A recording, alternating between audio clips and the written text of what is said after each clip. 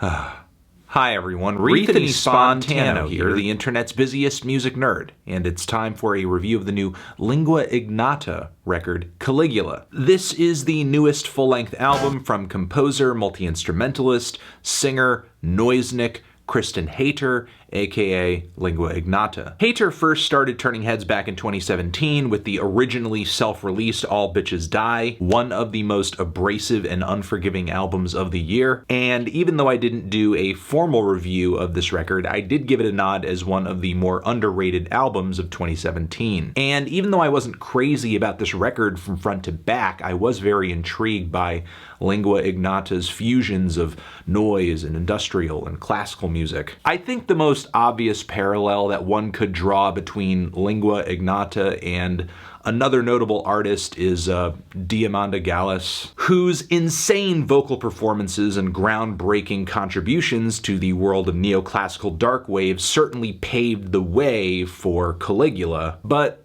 still, this record feels like more of a spiritual successor of Gallis than it does a direct musical one. Aesthetically, Hayter, I would argue, has more in common with many of her contemporaries on the darker and more experimental side of things, Pharmakon, Chelsea Wolfe, Anna von Hauswolf, but still manages to be on a wholly different wave than all of them. There are moments on this album that feel one riff away from being a harsh, brittle black metal song. There are moments that make me feel like I'm listening to an industrially tinged goth opera. I should also note, this thing is very much not a metal album, and somehow it is one of the most metal things I've heard all year. This thing is uncompromisingly dark, caustic, tortured.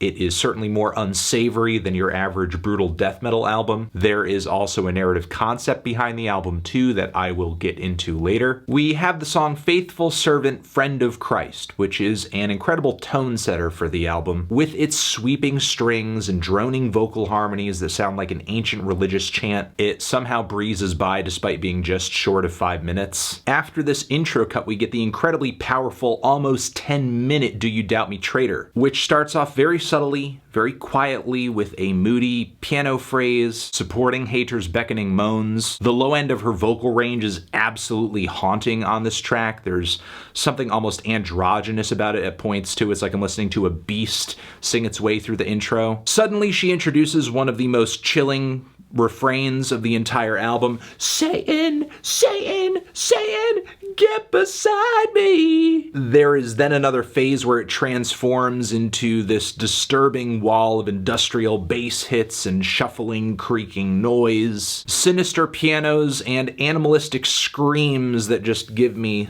goosebumps. The angelic but cultish vocal harmonies at the very finish of the song are a bold way to end the piece too. Now, nearly every track that runs past this one functions in a similar way, presenting multiple phases, smothering noise, dramatic singing and pianos. Plus, it all feels like it's playing out on a blood-red stage sitting at the base of the altar of Satan. The song Butcher of the World with its hellish screams and organs, what also sounds like rumbling timpanis. Of course, these sounds come together in a very lo-fi way to the point where all of the sound is just like crushing itself and bleeding into itself and just creating this brittle white noise landscape. It's like the song is so noisy it's just caving in on itself. The track eventually gains some beautiful clarity in the second half, which is a nice change of pace. You get more showy theatrical singing. It's a beautiful and gorgeous way to end the track off. May Failure Be Your Noose presents a kind of interesting contrast in that we get these very regal piano arpeggios that are topped with some of the nastier and more bitter refrains across the entire record. Who will love you if I won't? Who will fuck you if I don't? As the lyrics of the track draw on, they get more morbid and disturbing. May failure be a garment to wrap around you. May failure be a belt with which to gird you. May failure be a noose with which to hang you. This portion is eventually complemented with these roaring, brittle bass tones that I'm not super crazy about, but I absolutely love the transition that is made in the second half, with these canyon-sized bass tones just swallowing the entirety of the track, crashing cymbals, all these cascading vocal harmonies as well. It's absolutely stunning, especially as Hayter starts singing, "Every Everything burns down around me, everything burns down. Easily one of the most harrowing moments I've had with an album this year. This album also creatively incorporates throat singing on the track My Fragrant Many-Flowered Crown. It's a bit of a cool down moment on the album, one of the more compelling ballads here. Comparing it to the harsher moments on the record, it's certainly prettier, but what I want to point to on this track are some of the lyrics, which I think tie in with the rest of the concept of the album.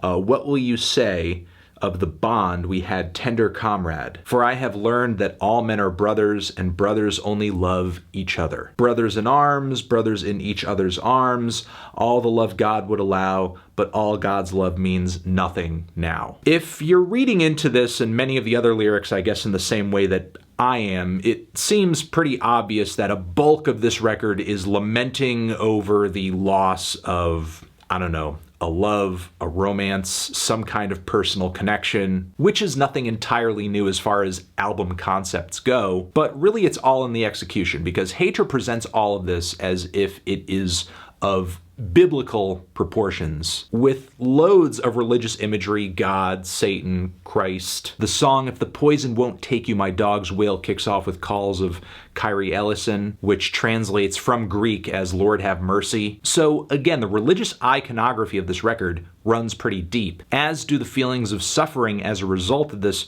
very toxic experience that inspired this record. To the point where TRAITOR on this song, My Dog's Will, is speaking directly to, in her own mind, convicted killer Eileen Wuornos, in a way relating to the dark path that she took as a result of the physical and mental abuse that she suffered over the course of her lifetime, saying, Eileen, I'll only say this once, I am the best friend you'll ever have, all this is meaningless without me. Will you join me? Will you join me? Lay your life down so no man can take it. The album truly does take you to hell and back during moments like these. In the second half of the album, I will say there are some hits and misses. I do love the powerful noise funeral march on the track Day of Tears and Mourning. That's a pretty amazing spot on the record. It's like something off of a The Body album, but much more melodic and easier on the ears in a way. The track Sorrow, Sorrow, Sorrow, I do think could use a bit more direction. The first leg is a little aimless. There are some compelling vocals at the midpoint, but afterwards it trails off a bit. I also get the significance of the incorporation of these vocal snippets into the song. They definitely add to the narrative of the track, but their inclusion is a little awkward, clashes with the instrumentation that is surrounding it, and ruins what little momentum the song has going. Effing Death Dealer is a so-so interlude, not super crazy about it, but I guess it does set the stage for the incredibly immense closing cut. The song I Am the Beast, which conceptually seems to be TRAITOR accepting this label of a beast post this toxic situation, and she's just embodying it at this point. Beast he named me, beast I am grief. Her calls of come claim me in the first leg of this track cut deep. They are sorrowful. They also have, I think, a note of self-pity to them too. All I want is boundless love. All I know is violence.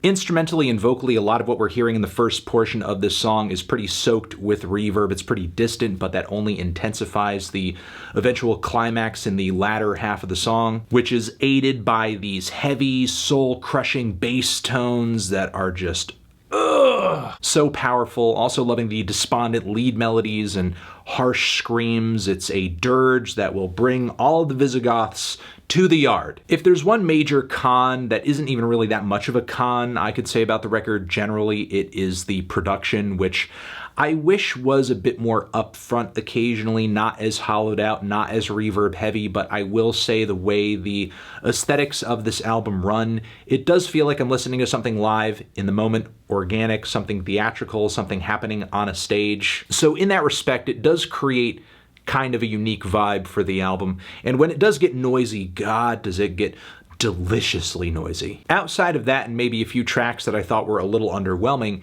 Everything else about this record is a plus, plus, plus. Amazing edge of your seat and deeply moving vocal performances, the screams, the cleans, all incredibly impressive if you don't mind your singing with a bit of drama, a bit of camp. Powerful, beautiful, crushing, abrasive instrumentation. Hater certainly does a lot with a little on this record because it's not that heavily arranged. It's not that lavish. A bulk of the record is handled by her voice and her piano. I also love the intriguing lyrics. The concept is great. The religious tie-ins are really cool. It's definitely a lot to digest. I'm not going to deny that. And I think most listeners will be turned away right away. But if you don't mind visiting the darkest corners of somebody else's mind through their music, then why not? If maybe that's your thing, you are going to want to listen to this because, in my opinion, this was pretty incredible.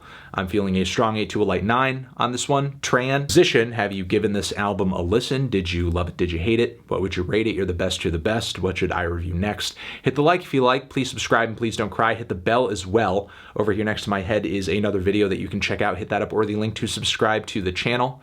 Anthony Fantano, Lingua Ignota, Caligula, forever.